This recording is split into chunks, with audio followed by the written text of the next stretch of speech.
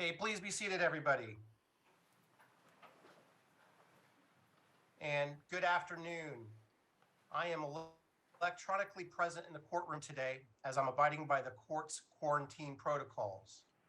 We have technology in place to allow the court's work to continue without delay. My preparation for all hearings today, not simply these two cases, has been the same. The court is prepared.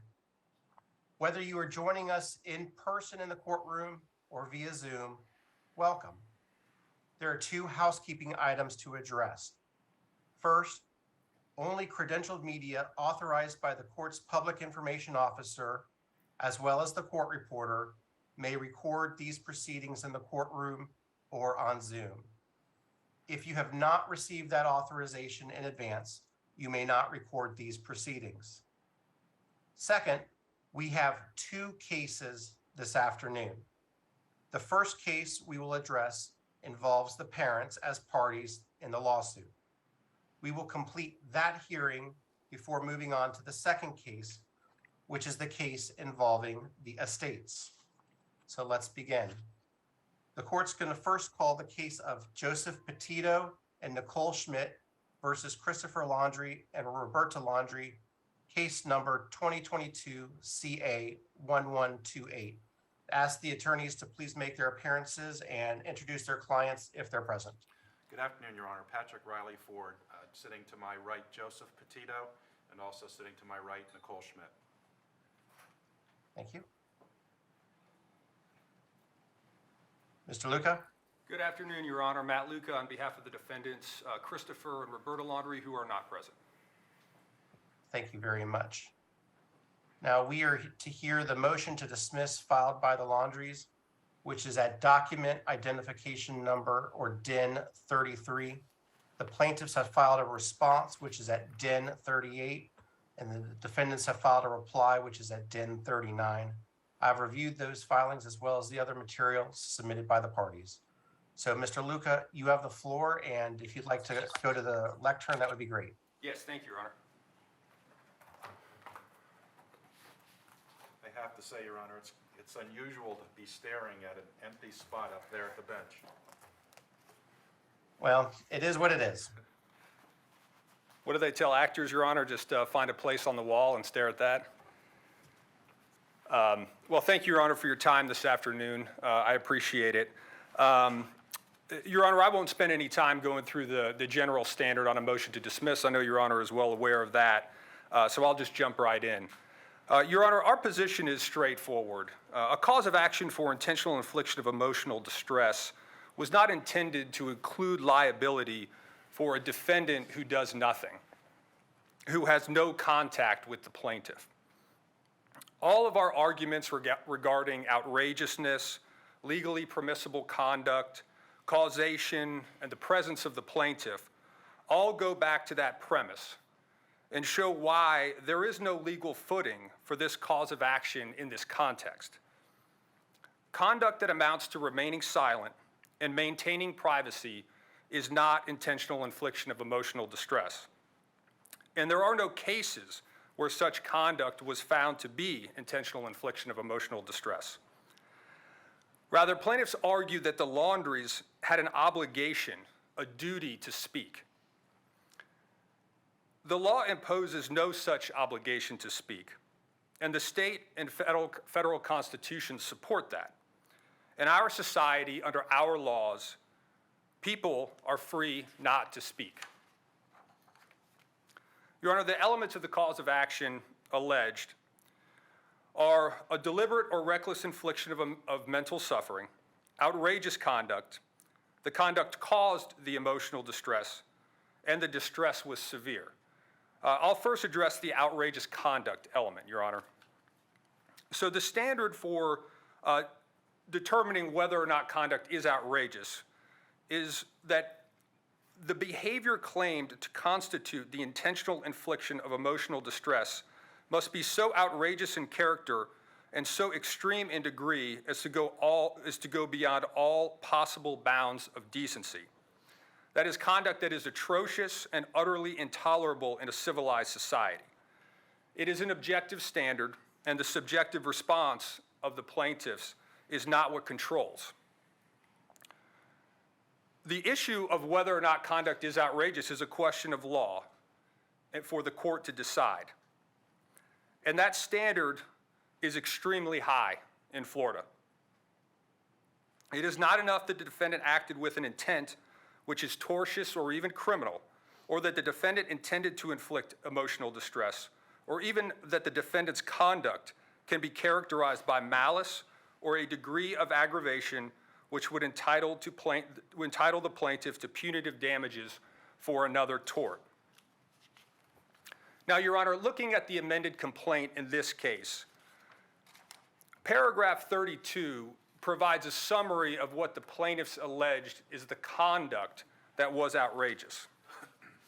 So they allege, first, failing to advise the plaintiffs that Ms. Petito was deceased. Second, failing to disclose to the plaintiffs the location of Ms. Petito's body. Third, taking a family vacation with their son, Brian Laundrie, who they allege had murdered Ms. Petito while the plaintiffs were looking for Ms. Petito.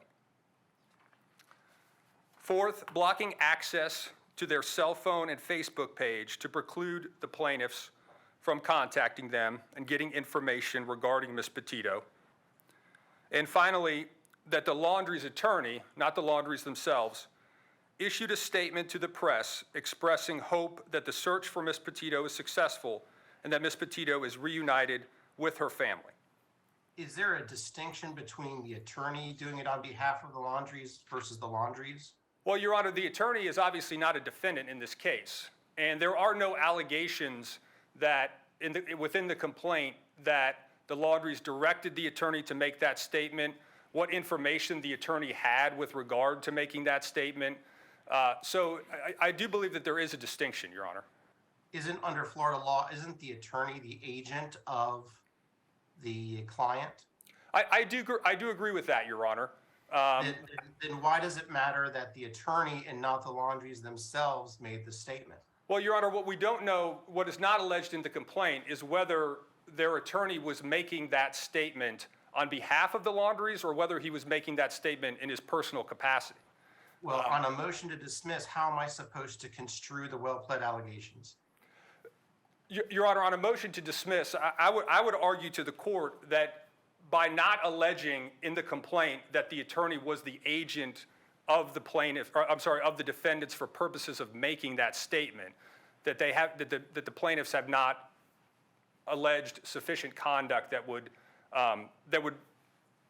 cause liability for the defendants for the statement by their attorney. Well, assume for the sake of argument, the court concludes that there was sufficient allegations that the attorney is the agent for the Laundries. So assume that to be true. Now we have a situation where the Laundries themselves are making a statement and not standing silent. So what does that do to your argument about staying silent? Your Honor, I still don't think it necessarily makes a difference. I mean, I understand what the court's saying, that if we impute that statement to the defendants, that would not be complete silence by them. However, the defendants do have a constitutional right to have an attorney and to have that attorney speak. So again, Your Honor, in my view, the attorney was merely exercising the constitutional rights of both the attorney and of his clients by making a statement. Okay, but when you make an affirmative statement, that's the antithesis of staying silent, right? I would agree with that, Your Honor, yes. You may continue. Thank you. Your Honor, the plaintiff's claim of outrageous conduct in this context is novel. The plaintiffs have cited no cases where a person's silence except with regard to what Your Honor just raised with regard to their attorney's statement, was considered outrageous, regardless of the circumstances. And they certainly haven't cited any cases where a statement by a person's attorney has been considered outrageous. All of the cases they've cited involve some action by the defendant. Accepting the allegations of the amended complaint is true and allowing the case to proceed further would require any person and their family to speak about an alleged crime or other tragic event of which they may or may not possess knowledge, and that is simply not something that our legal system requires. For example, if a family member came to me and told me that they did something terrible, the plaintiffs want the law to impose an obligation on me to then report what that family member told me. And that just isn't the law. Even if that, I'm sorry, go ahead. Let me make sure I understand what you're saying. Are you saying that they came to you in your capacity as a lawyer or as just a normal person? Just a normal person, Your Honor, just a family member. Okay, well, does Florida recognize a privilege, a parent-child privilege? Your Honor, I'm not arguing privilege. This could be somebody who is not a parent, a child, a wife, a husband, just anybody. My argument is not that there was a privilege between Brian Laundrie and his parents. My argument is that even if Brian Laundrie conveyed information to his parents, that they don't have a requirement then to speak with regard to that information. They don't have to share it. Okay, well, let's go down that road for a moment, because this is where I'm having some difficulty.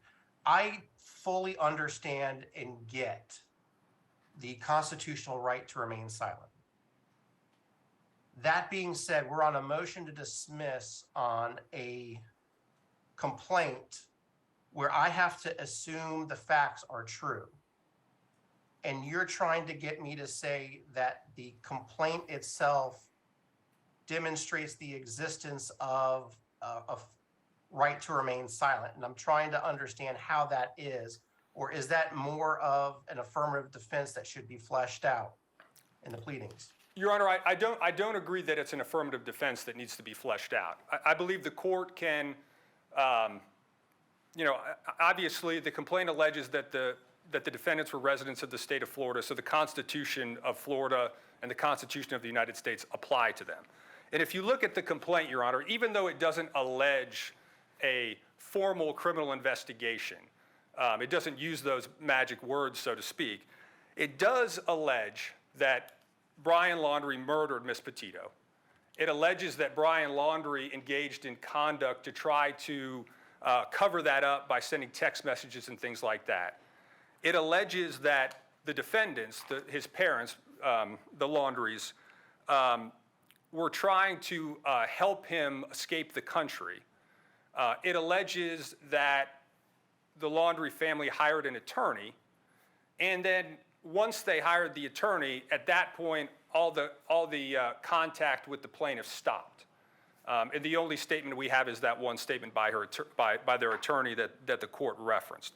So under those circumstances, as alleged in the complaint, Your Honor, that's enough for the court to say somebody in that situation could invoke their Fifth Amendment privilege. That's not something that the court would need to find additional facts. The court does not need to look outside the four corners of the complaint. There are sufficient allegations within the complaint that would trigger somebody in that situation exercising their Fifth Amendment privilege.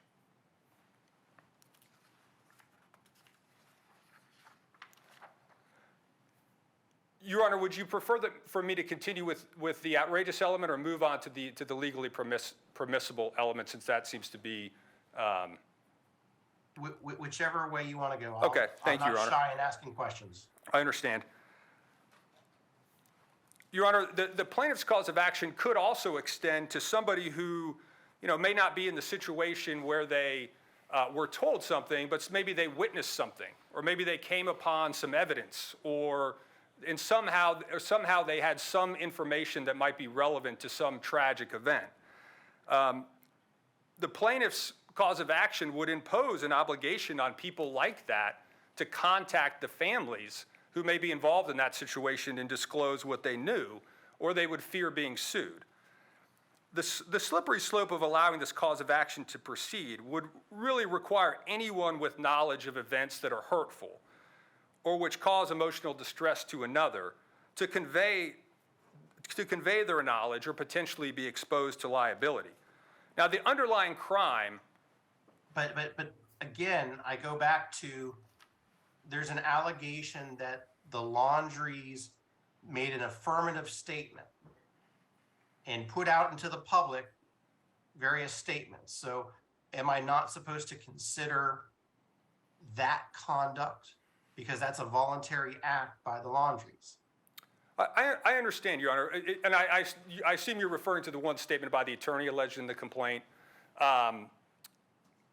Assuming for the sake of argument that that is an affirmative statement by the Laundries, Your Honor, you can definitely consider that.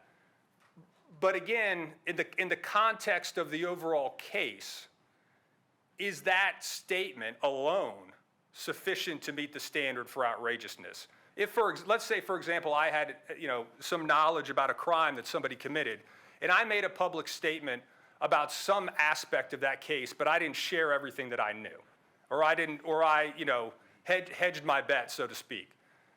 Would I then be subject to liability because I shared something but I didn't share other things? That's really the question, Your Honor. Is what are we going to require of people in a situation like this? Are we going to require them to say everything that they know, or are they going to be allowed to speak freely or not speak at all? That's really the question before Your Honor.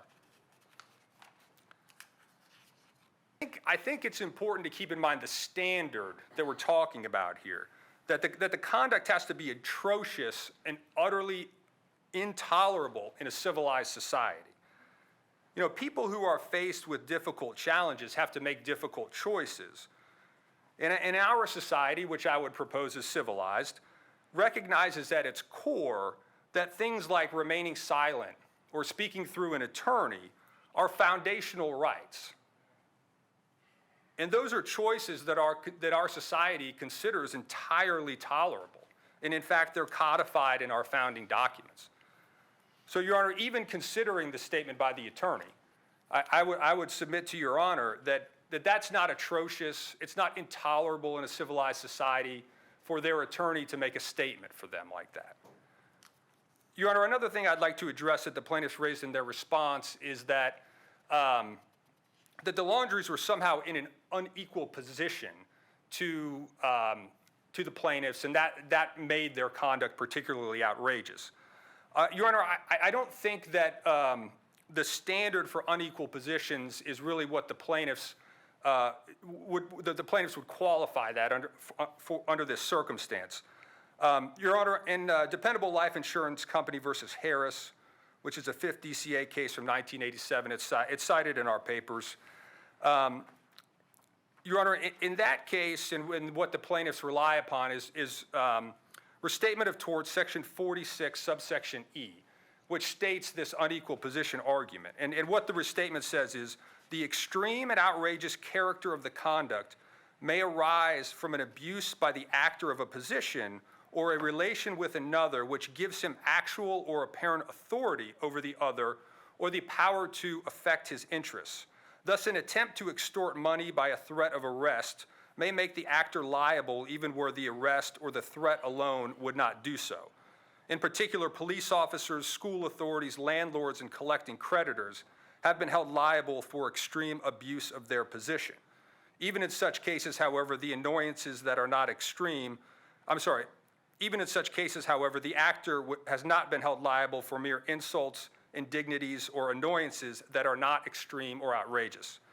So, Your Honor, in Harris, what the court recognized there is that the result of this unequal position must be something that is akin to extortion, meaning that somebody threatens another person based upon their position to cause some harm, like, I'm gonna cause you to lose your job, I'm gonna cause you to be arrested, I'm gonna hurt your family, something like that. That's really what it's about. It's about somebody who has some authority to affect the person's life. It's not a situation where somebody might have information that another person doesn't have and they simply don't share it. That's not really what the Harris case or what the restatement are talking about when they say unequal positions.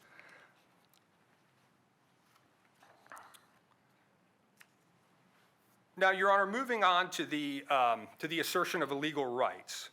The standard with regard to that element is that the conduct, although it would otherwise be extreme and outrageous, may be privileged under the circumstances.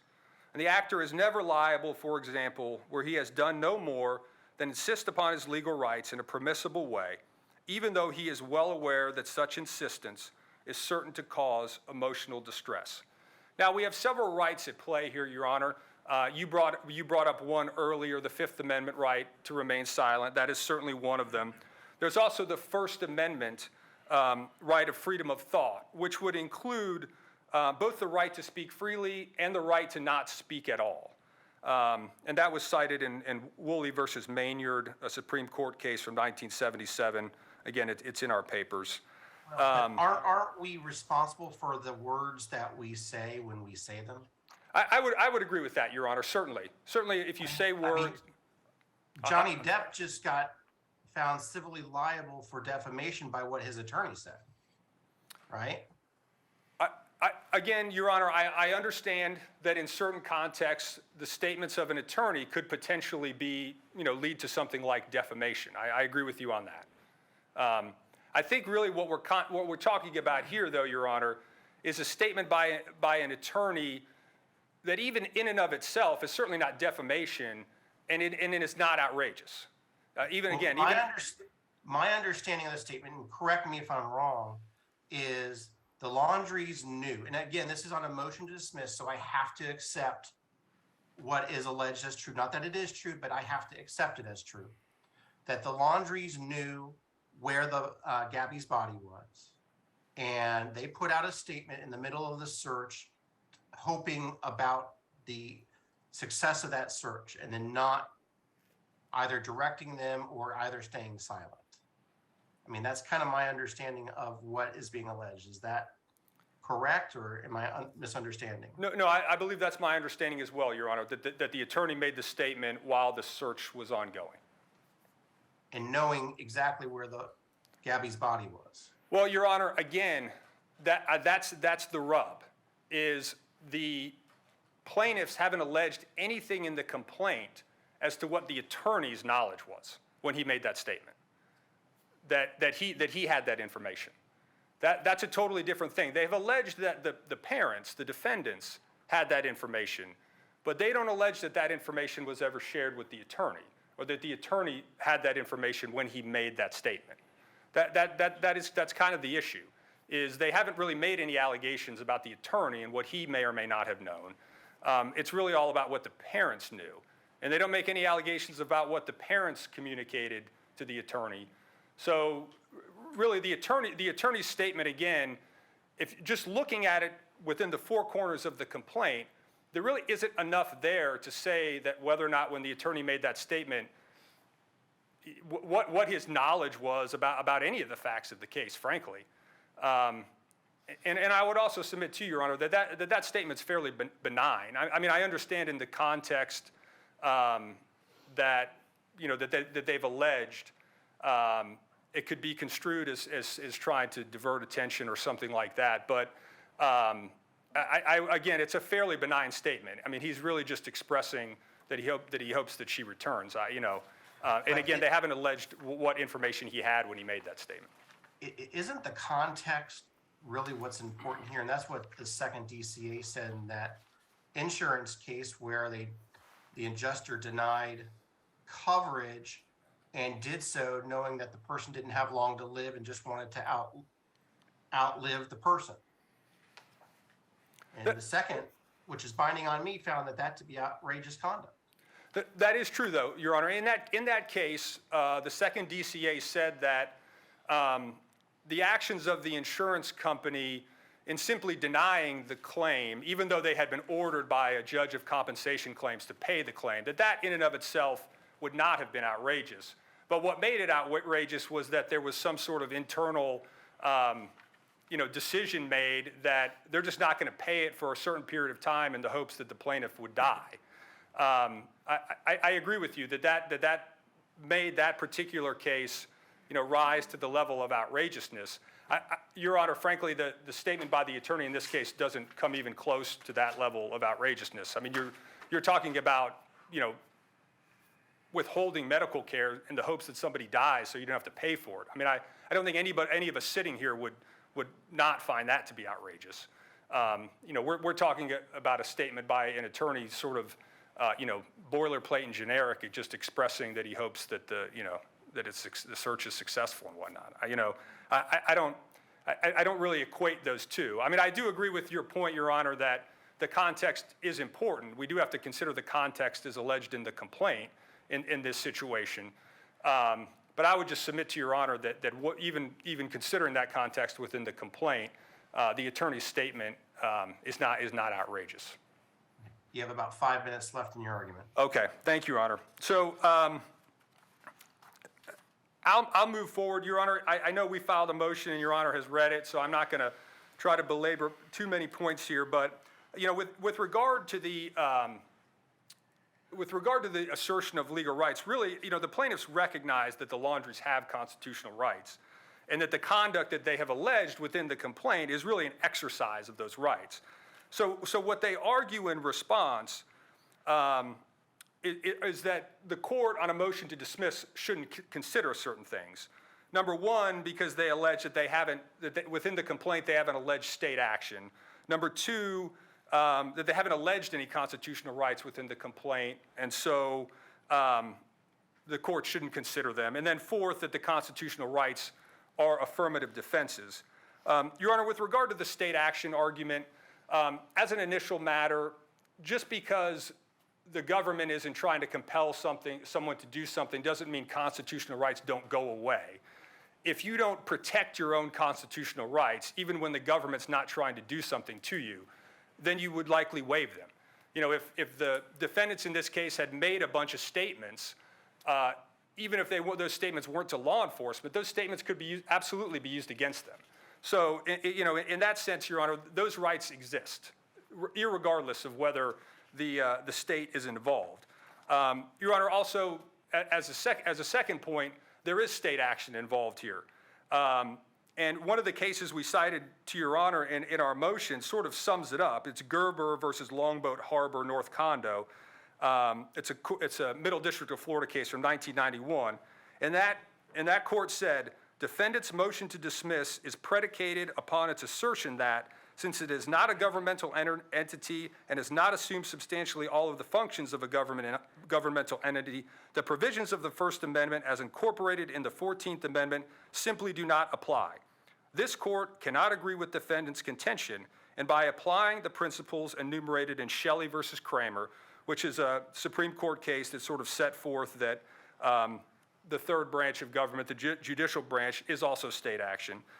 This court found and continues to find that judicial enforcement of private agreements contained in a declaration of condominium constitutes state action and brings the heretofore private conduct within the scope of the 14th Amendment, through which the First Amendment guarantee of free speech is made applicable to the states. Now, obviously, we're not dealing with a contract here or a condo association or anything like that, but the point is the same, that when a party tries to use the courts to enforce something, then there is state action. And in this case, Your Honor, the plaintiffs want the court to enter a judgment against the defendants. They presumably will want the court to enforce that judgment, and they want to use the court's authority to compel the defendants to participate in the discovery process, all of which implicates their First Amendment, Fifth Amendment, all of their rights, Sixth Amendment right to counsel. So, Your Honor, in that regard, there is state action. I addressed the criminal investigation earlier, so I won't go through that again. Your Honor, with regard to the four corners of the complaint argument, like I said before, the Laundries are residents of Florida. It's alleged in the complaint. As such, the Constitution fully applies to them, and the court can consider those rights. The plaintiffs are essentially asking the court to force the defendants to go through discovery, pretrial proceedings, summary judgment, just to get to the point where the court finds that the defendants have constitutional rights. That's just a waste of judicial resources and the resources of the parties. Your Honor, with regard to the affirmative defense, nobody cited any cases where the legally permissible element is labeled in an affirmative defense. I certainly haven't seen anything where it's the defendant's burden to prove that if there were to be a trial such that it would be an affirmative defense. rather the legally permissible element is really intertwined with the outrageous element. In the seminal case of Metropolitan Life versus McCarson, which is the Florida Supreme Court case that established the cause of action, the court explained how it applied in that case. And it said, the facts as a matter of law are not so outrageous in character and so extreme in degree as to go beyond all possible bounds of decency. Rather, the insurance company, according to the terms of the policy, had the right to demand proof of ineligibility for Medicare. And then it goes on and it says, Metropolitan did no more than assert legal rights in a legally permissible way. As such, Metropolitan's actions are privileged under the circumstances. So, Your Honor, it's not really a defense. It's really part of the outrageousness calculus, that the conduct isn't legally outrageous if there is a privilege or a legal right that's being asserted. And, Your Honor, we cite some additional cases in our reply that I'll rely upon in that regard. Your Honor also said that even if this is an affirmative defense, which I don't think it is, the court can consider an affirmative defense if it is apparent from the face of the complaint. Your Honor, we would argue that constitutional rights are apparent from the face of the complaint. They allege a crime was committed. They allege an attorney was hired. So it's not a situation where the court can't consider the defendant's constitutional rights. And in fact, in the case Huzzar versus Gross, which we cited in our papers, it's a first DCA case from 1985. It's a defamation case. And in that case, the court was considering a First Amendment privilege on a motion to dismiss and held that trial courts, upon motions to dismiss, routinely make decisions as to whether a privilege applies to protect an allegedly defamatory statement. So again, in that context, the court held that on a motion to dismiss, the court can consider a constitutional right of a defendant if that constitutional right is their defense. Okay, well let's just ask. I know you have identified what you contend is one crime, which is to actively assist Brian evade capture, essentially. Assuming, of course, that this is not within the four corners. I mean, we know outside of the four corners, but not in the four corners. Is there an allegation that there was an arrest warrant out for him? But assume, for the sake of argument, that is sufficient for purposes of us to find that there was some sort of active crime, if you will. Is there any other crime that the Laundries have been accused of or could potentially be accused of? Because before you can invoke a constitutional right to remain silent, there's got to be a crime, right? Well, Your Honor, there doesn't necessarily have to be a crime. You just have to believe that you may be in jeopardy of a potential investigation. Well, doesn't the case law talk about it has to be a chain in the causation towards a crime? Your Honor, I don't disagree with you on that point. What I'm saying, though, is there doesn't have to be a formal investigation. If I left this courtroom and committed a crime and nobody knew about it, I'm not obligated to go confess that crime. Like I can assert my silence for as long as I feel like I need to protect myself. Well, let me ask you this, because the case law I'm familiar with is in a deposition, the Fifth Amendment would have to be invoked as to each specific question. So, for instance, if the question is, what is your name? You might not have a Fifth Amendment right to not answer that, depending on the context of the alleged crime. So I get back to what is the crime here? And isn't that really something that we need more pleadings to be able to accurately identify so that I have a better standard as to whether or not your Fifth Amendment argument actually is applicable? I don't think so, Your Honor. Certainly the plaintiffs have alleged criminal conduct, most of which by Brian Laundrie. I'll agree with that. But they do allege that the Laundries, potentially were trying to assist Brian Laundrie in leaving the country, which could be an obstruction, could be something else. There could be, again, we're not leaving the complaint when we talk about that.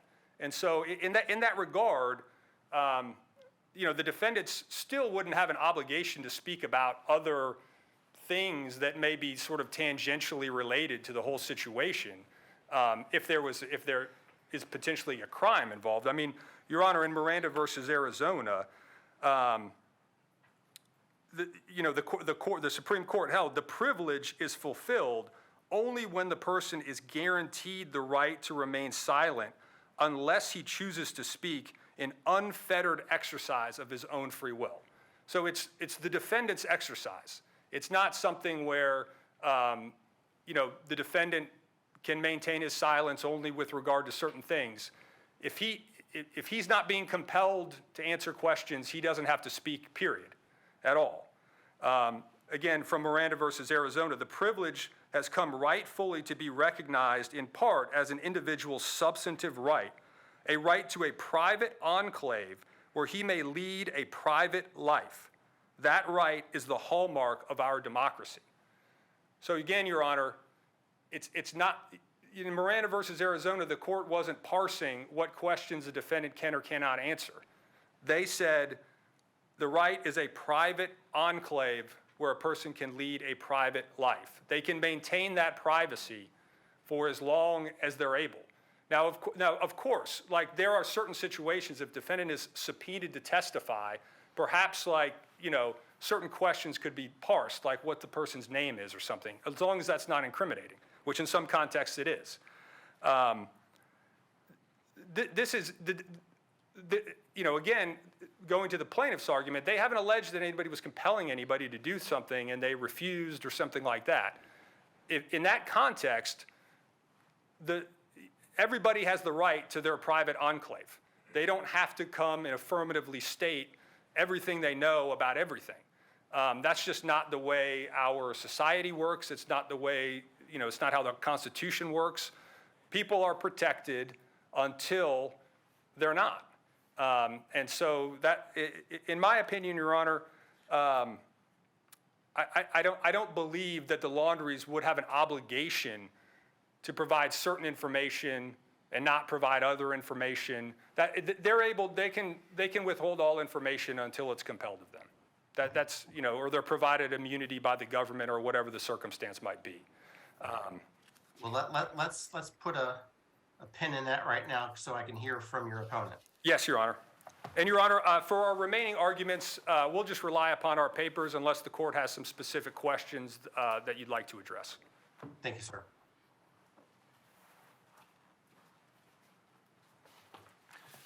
May it please the court. It is not simply about the silence of Christopher and Roberta Laundrie, who knew that their son had brutally murdered Gabby Petito. It's not simply about their callous refusal, despite pleas from the Petito family, to speak up about whether or not Gabby was alive and if she wasn't, where her body was located. It's about a course of conduct that they committed from the moment they learned on August 28th of 2021 that their son had brutally murdered Gabby Petito up until the time that her body was found. And as this court has already noted and pointed out, that includes the statement that was made the one time they decided to speak up. They spoke up through their attorney, and I'll touch upon the importance of that in a little bit. As the court knows, you're bound to accept as true all of the facts alleged in the four corners of the complaint, and I'd just like to review what some of those allegations are. Well, let me ask you this, Mr. Riley. And let's lay aside the statement that the attorney made on behalf of the Laundries. What duty did the Laundries have to do anything to help Mr. Petito and Ms. Schmidt? That's a fair question, Your Honor, and I've struggled with the answer to that particular question, and I guess maybe by answering this I'm deflecting, but my answer is this.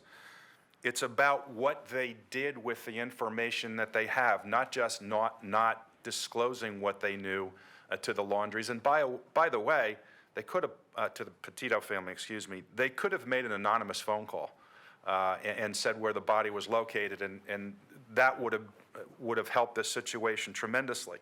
They knew, starting on August 28th of 2021, that Gabby was dead. They knew where Gabby's body was. They knew that the Petito family was desperately searching for information, but they did things affirmatively. They didn't just remain silent. Brian Laundrie came home in Gabby Petito's van by himself to his family's home. That family, knowing that Gabby was dead, knowing their son had murdered her, knowing where the body was, and in particular, knowing that Joseph Petito and Nicole Schmidt were desperate to learn where their daughter was located, they went on vacation.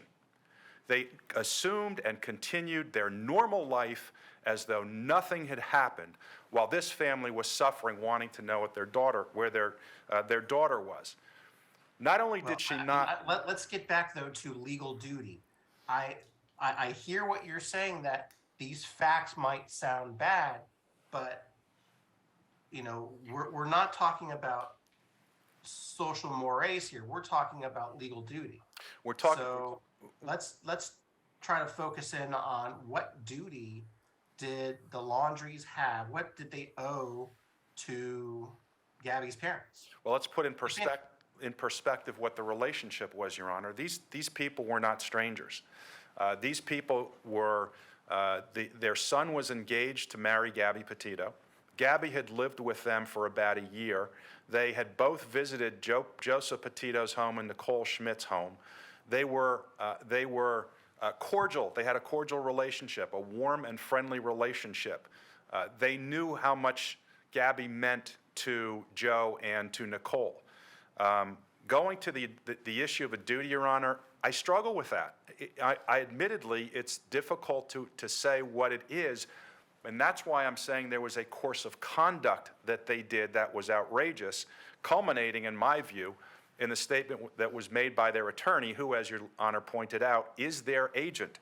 And what that attorney said in particular is telling. So there's no question that he represented, that he was making that statement on behalf of the Laundries, because he says, it is our understanding that a search has been organized for Miss Petito in or near Grand Teton National Park in Wyoming on behalf of the Laundrie family. It is our hope that the search for Miss Petito is successful and that Miss Petito is reunited with her family. That statement was issued with the full knowledge and consent of the Laundries, with the full knowledge on the part of the Laundries that Gabby was not alive and that Gabby's body was located somewhere out west. And instead, they make a statement saying, we hope you find her. We hope you're reunited, giving them false hope that perhaps their daughter is still alive. If that's not outrageous, Your Honor, I don't know what is outrageous. So I think when you talk about their affirmative duty to speak up, I struggle with that. But they did speak up. And when they spoke up, they made that very callous, that very terrible statement, giving hope to Joe and Nicole that perhaps Gabby was still alive, with full knowledge that she was not. And Judge, when I talk about the course of conduct, I want to talk about some of the cases that I cited in my response to the motion where the court found that there was outrageous conduct. And I don't see how any of these cases are by any stretch of the imagination, worse than what happened in this particular case. In the McAlpin versus Sokole case, a patient went to a hospital to have an x-ray done. She put on a hospital gown. She walked into the x-ray room, and the minute she walked into the room, the doctor began berating her in front of other staff because she hadn't paid another doctor's bill. He told her he wasn't going to treat her, and he told her that he was going to call security and have her removed from the hospital. That, according to the court, was outrageous. In Nims versus Harrison, a teacher, two students of a teacher wrote, published, and circulated a newsletter in which they had an article called Low Life, and they referred to that teacher in offensive language, threatened to kill her, threatened to rape her children, and threatened to rape their cousins.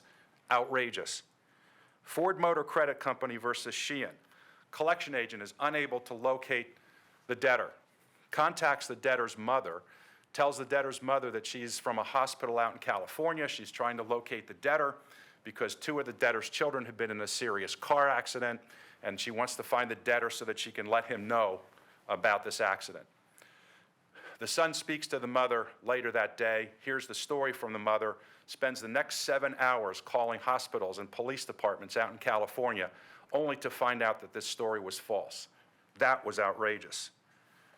The Dependable Life Insurance Company versus Harris case was talked about previously. In Liberty Mutual versus Stedman, the company delayed authorizing a lung transplant even though a judge of compensation claims had already ordered that they pay for the lung transplant. The carrier knew she would die without the lung transplant, so hoping the problem would go away, they denied payment in an effort to intentionally induce stress on her part to speed up her demise. The court said, under the totality of the circumstances, it's outrageous. Williams versus Mineola, and it's these two last cases that I'm going to cite the court to that I think are most instructive here. In Williams versus Mineola, police officers attended the autopsy of a teenage boy who had been murdered or committed suicide, and they were there with a videotape, a video camera, and a camera to record it because of the suspicion that a crime may have been committed. They took that video, they took those photos, and they took them to a party. And at the party, they shared them with other persons, including other police officers from surrounding jurisdictions, and they laughed and they joked about what was in those photographs. The court found that to be outrageous, and here's what the court said. As for what is outrageous or reckless or what is not, we emphasize that our society, as reflected, for example, in decisions of the courts of Florida cited earlier in this opinion, shows a particular solicitude for the emotional vulnerability of survivors regarding improper behavior toward the dead body of a loved one, and the special deference paid by courts to families' feelings where rights involving dead bodies are concerned is central to our decision. This area is unique, and once it has entered behavior which in other circumstances might be merely insulting, frivolous, or careless becomes indecent, outrageous, and intolerable. One obvious reason is that the bereaved are already suffering psychic trauma because of the loss of the loved one, and are especially sensitized to any disrespect or indignity directed at the deceased body or a representation of it. The potential for severe emotional distress is enormously increased in that situation. All of this is well known to the ordinary person, and so a level of carelessness or callousness, which might not be considered tortious in other situations, can show outrageousness and recklessness when a dead body or a picture of a dead body is involved. Well, Mr. Riley, how is a statement, "We hope this search is successful," how is that in itself outrageous? It's a lie. It's said with knowledge that there's no hope of finding her alive because she's dead. It's said with an intention to give false hope to a family that their daughter may be alive. That's outrageous. And at this particular point in time, they had been begging the Laundries to tell them where their daughter was, and this is the statement that they issued. The one time they chose to speak up, this was the statement that they issued. A lie that gave false hope to Gabby's parents that perhaps she might be alive. The other case, Your Honor, that I think is instructive is the Thomas versus Hospital Board of Directors case, and I think this one may be even more instructive. In that case, during I believe it was a hip transplant surgery, the decedent died. She died of cardiac arrest. What she really died, the real reason she died of cardiac arrest is because she was given an overdose of a particular medication during the surgery. And the doctors and the nurses agreed that they would not report the true reason for why she died. They would say that it resulted from complications of surgery. As a result, a complete autopsy was not done. The body was released to the family, and less than a week later, as the decedent's daughter was trying to bury her mother, she received a telephone call from the medical examiner saying, "You need to bring that body back immediately. We have to perform a complete autopsy." Again, the court said that was outrageous, and what the court said was, "We believe that the appellee's conduct in making false statements," and isn't that what Mr. Bertolino did on behalf of the Laundries here? "We believe that the appellee's conduct in making false statements which led to the interruption of Mildred Thomas's funeral and the return of her body for a second, more thorough autopsy rises to the level of atrocious and utterly intolerable behavior which cannot be condoned in a civilized society. As noted in Stedman, when an actor has knowledge that the other person is peculiarly susceptible to emotional distress," and the Laundries knew that because this family publicly said they were distressed trying to find their daughter. The actor's conduct may become heartless, flagrant, and outrageous when the actor proceeds in the face of such knowledge. We believe that in a situation where a person's loved one has died, it would be apparent to anyone that the person would be susceptible to emotional distress, and therefore that the action of providing false information concerning the loved one's cause of death meets the standard for a claim of outrage.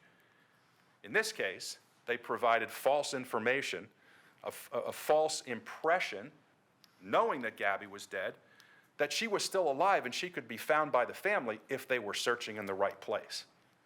So I also think under the restatement of tort section 46, comment F says, the extreme and outrageous character of the conduct may arise from the actor's knowledge that the other is peculiarly susceptible to emotional distress by reason of some physical or mental condition or peculiarity. The conduct may become heartless, flagrant, and outrageous when the action proceeds in the face of such knowledge, where it would not be so if he did not know. And that's basically what the Williams court was saying, and that's what I'm saying in this instance. The Laundries knew of the fragile emotional state of Joseph Petito and Nicole Schmidt at the time that that statement was issued. They knew that she was not alive. They knew that the family was hoping to find her, and they put out a statement as though they were supporting them, saying, we too, we know she was our son's fiance, and we hope that you find that body too, or you find her and the family is reunited, excuse me. That's callous. That's callous, it's shameful, and it's outrageous. And by the way, the only reason that Mr. Bertolino is not a defendant in this action is because he's not a citizen of the state of Florida. I think there's also support for our position under comment E to the restatement, which says unequal position of the parties in a relationship where one asserts and has the powers to affect the interest of the other may also supply the heightened degree of outrageousness required for a claim of intentional infliction of emotional distress.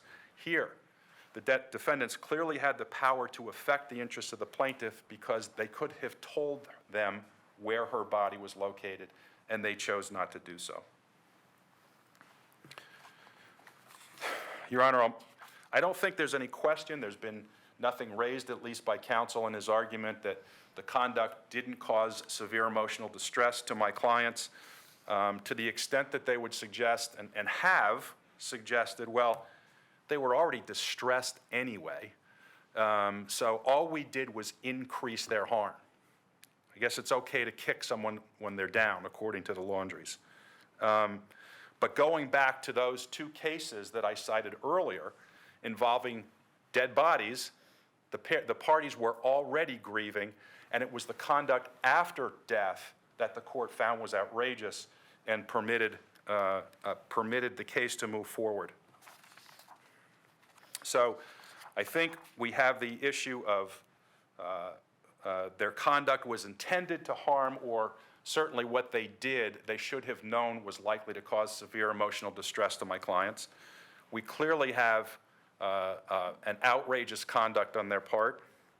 I think we have established that the conduct caused more emotional distress. It doesn't have to be the only cause of their distress. If it increases, that's sufficient to recover.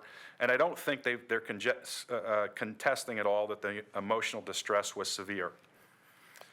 So I'll move on to the suggestion that the defendants get to raise affirmative defenses at this point in time. Well, and thank you for doing that, because my question there is, I mean, the rule is that I can address it if it is apparent within the four corners, and effectively you alleged conduct which arguably could be considered criminal on behalf of the defendants. So why can't I consider the Laundrie's constitutional right to remain silent and other constitutional rights within the context of ruling on this motion to dismiss? Well, Judge, I'm curious to find out what conduct it is that the complaint says the Laundries committed that was potentially criminal. So if the answer is they were harboring a fugitive, there were no charge. Again, we're outside the record, but to my knowledge, or outside the four corners of the complaint, but the complaint doesn't allege that there were any charges pending against Brian Laundrie at the time. So they couldn't have been harboring a fugitive. Are they? I'm not sure the absence of charges is the criteria that we use. Well, Judge, what this is forcing me to do to address that is to go outside the record, which is not what we're supposed to do, to say he wasn't running. According to everything we know, the police knew where he was. So he wasn't a fugitive, so they weren't harboring a fugitive. I don't know what were the accessories after the fact. I don't know. Is there something they want to confess to? I'm happy to hear it, but I don't know that anywhere within the four corners of the complaint there's a suggestion that the Laundries were under investigation for a crime or that they had committed a crime. So, first of all, I think we shouldn't even be considering this as an affirmative defense. Secondly, you can't look at the complaint and determine was there an investigation into them and what were the crimes. So I don't think the Fifth Amendment applies. If we turn to the First Amendment, I will tell you I strongly disagree with counsel's assertion that it applies in all instances. The defendants rely on Woolley versus Maynard for the proposition that they have a constitutional right to say nothing. But Woolley says that the right of freedom of thought protected by the First Amendment against state action includes both the right to speak freely and the right to refrain from speaking at all. And we're not talking about state action in this case. The defendant says we're asking the court to force the defendants essentially to say something. That's not what we're doing. We're seeking damages for their conduct. More importantly, the First Amendment does... Mr. Riley, though, I want to direct you back to paragraph 30 of your complaint, where you say that the defendants were keeping the whereabouts of Brian Laundrie secret, and it is believed were making arrangements for him to leave the country. So that's something that the plaintiffs themselves injected into the case. So that's the basis of my question is, now that you've put that fact into the four corners of the complaint, isn't that the basis for me to consider, without having to need a affirmative defense filed, if you will, the constitutional rights of the Laundries? Judge, what's the crime committed there? What's the crime if they are making efforts to try to remove him from the country? He's not been charged with anything. He's not a fugitive. There's not, that itself does not suggest that they were committing a crime. There has to be an underlying basis. If the complaint said there was a warrant out for Brian Laundrie's arrest and the Laundries were moving money around to try to move him out of the country, I agree with you wholeheartedly that you could arguably consider a Fifth Amendment argument in this case. But there's nothing in there to indicate that there was any criminal conduct on the part of the defendant. There's a statement that says they were moving money around to try to get him out of the country. Is that unlawful as it's pled in this complaint? No. It's not. Okay. Going back to the First Amendment issue, Your Honor, it doesn't set forth an all-encompassing right to remain silent. Only where through state action they are being asked to espouse a religious, political, or ideological cause which they do not support do they have that right. And I will cite to you from one of the cases in my brief, my motion, the Overbay case, which says, freedom of speech includes both the right to speak freely and the right to refrain from speaking at all. At its heart, the right to refrain from speaking is concerned for preventing government from compelling individuals to mouth support for views they find objectionable, or mandating speech that a speaker would not otherwise make. In other words, the court continued, the right to refrain from speaking limits the government's ability to sanction or override a private individual's preference for not making certain speech. Not all speech, certain speech. So let's look at Overbay. Mr. Riley, you have 5 minutes left, sir. Thank you, Your Honor. Are the Laundries suggesting that we're seeking to compel them to mouth support for a view they find objectionable? Do they find it objectionable to tell a grieving family where their daughter's body is located and that that she's no longer alive? Do they believe that they would have a personal individual preference for not making a statement that they knew where the body was located? That's ludicrous. The First Amendment does not apply in this particular circumstance. We pointed out that they contacted counsel to show a course of conduct and to support our proposition that they knew that Gabby was dead and that they knew where her body was located as of August 28th. They immediately contacted an attorney. I get back to where's the duty, and certainly there's no legal prohibition on calling a lawyer. Judge, I'm not going there. I'm saying that's support for our position that they knew. That's circumstantial evidence, in my view, that's why it's in the complaint, goes to show that at that point in time they knew. I'm not being critical of them retaining an attorney. I'm not suggesting they shouldn't have. I like the fact that they retained Attorney Bertolini, and Attorney Bertolini said what he said on September 14th of 2021. So we're not saying they shouldn't have hired an attorney. We're not saying hold it against them for hiring an attorney. I'm simply saying they hired one immediately after getting a phone call from their son, who then returned home without Gabby. Circumstantial evidence to show that they knew. That's the only reason that I raised that issue about them hiring a lawyer. Your Honor, unless you have any other questions, I believe I've covered everything I wanted to cover. Thank you very much. Thank you. Mr. Luca, I'll give you 2 minutes for any brief reply, but let's keep it to 2 minutes. Yes, thank you, Your Honor. Your Honor, one thing I would point you to with regard to that City of Mineola case, Your Honor, there is a second DCA case, Crenshaw versus Sarasota County Public Hospital Board. I think it's cited in both my motion and the plaintiff's brief. And in that case, Your Honor, that case also involved a dead body, a stillborn child. And basically what happened is after the child was born, deceased, somebody within the hospital mutilated the child. It ended up going down a laundry chute. And in that case, Your Honor, importantly, the court noted that obviously if the mother had witnessed all of those terrible things that happened to the child, that might be one thing. But the court noted that the physically injured party should be directly involved in the event causing the original injury. If such a person sees it, hears it, or arrives on the scene while the injured party is still there, then that person is likely involved. And then they go on to say, here, appellant did not allege that she saw the mutilated body or that she was involved in the event, except for the birth of the stillborn child in any way. So, and Your Honor, that Stedman case was cited in Mineola, and in Mineola, the fifth DCA said that to the extent that Stedman conflicts, they're not going to follow Stedman. But Stedman would control here because it is a second DCA case. And lastly, Your Honor,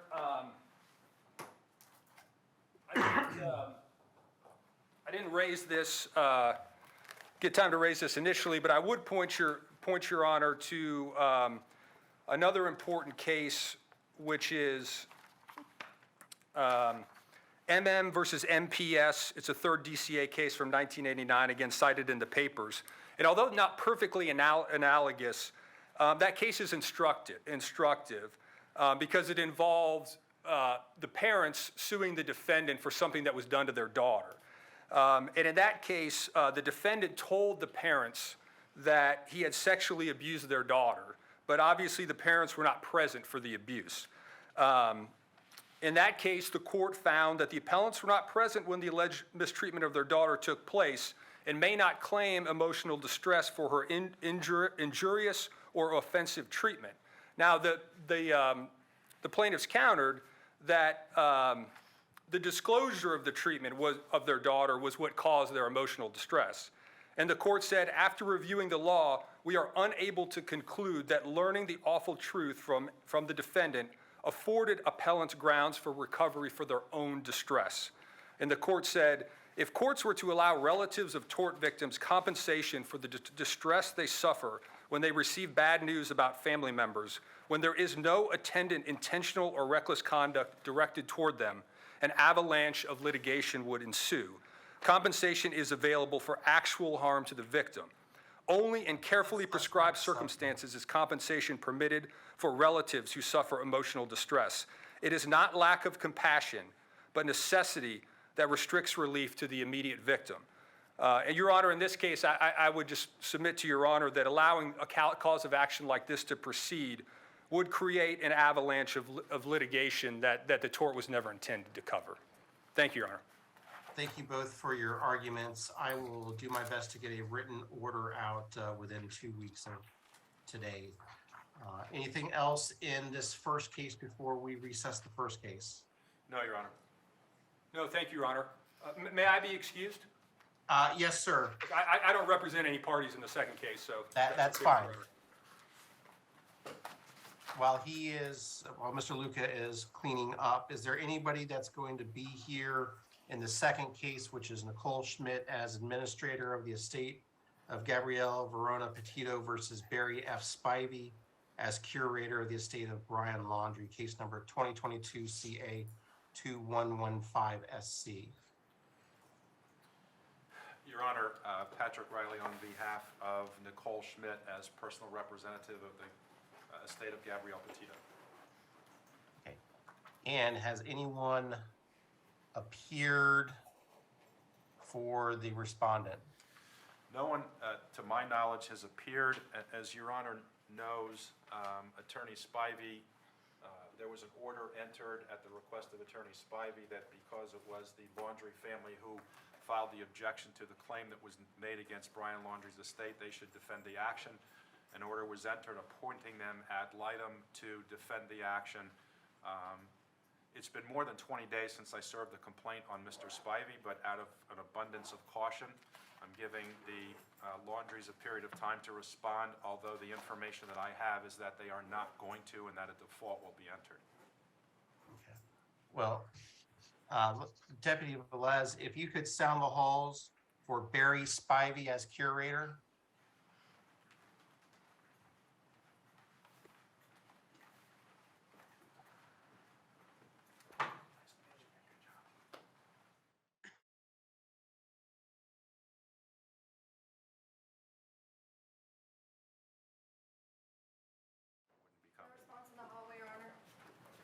Okay, thank you. The court deputy advises no response to the sounding of the halls. Okay, well, what's your intentions then in this case, Mr. Riley? Your Honor, I've never had a situation where quite like this. So I don't think I'm obligated to give the Laundries 20 days from the time they were appointed as administrators ad litem to. Okay, so we'll then have to have a jury trial on the issue. Yes, Your Honor, we would be prepared to proceed to trial on that matter quickly. Okay, well, I mean, it's a little premature relative to no default, but are you looking towards November, December, or what was your trial? Without my trial calendar here, Your Honor, I'm not certain, but probably more likely sometime in early 2023. Okay. Well, I mean, hopefully for case managements in the future, you can bring your trial calendar. I apologize. Okay. Well, we'll wait and see whether you obtain a default or if someone appears. Obviously, if someone appears, I want you all to go ahead and do the case management order and get deadlines set. And so that we'll get the case rolling. If you end up having a default, then we can set a trial. I don't think we necessarily need another case management. You know, we've got a November 14th, December 12th, then we'll in the new year. Let's see. I can look at my calendar now. Yeah. Well, I mean, I can't set a trial right this second because there's no default. True, okay. But the reality is, because you requested a jury trial, we're going to have to impanel a jury on it, assuming that you're going to proceed with the case. I mean, obviously, if you decide not to proceed with the case, then we don't need to have it. But we'll call a jury, and we'll go from there. Very well. It's just, I'm trying to figure out, with all the other trials going on here and which judges are going to be here when, just need to start planning these things out. I hope that doesn't mean what I think it means, but for next year. I have no idea which judge is going to be here in 2023. That's the chief judge's prerogative. Understood. So I will not reset a case management if Mr. Spivey or an administrator shows up. I'd ask that you go ahead and do a case management order and send it in, a report. If it is a default, send my judicial assistant word that the default has been entered, and a couple of dates on our trial calendar where you're looking for the trial to be had, and then we'll go from there. Thank you. Assuming that there is a default, how many days of trial are you anticipating? 1 to 2 at the most. The witness list will be short. I suspect jury selection will take us a little bit of time. Well, that's why I was saying 1 to 2, because I think I could try the case in a day.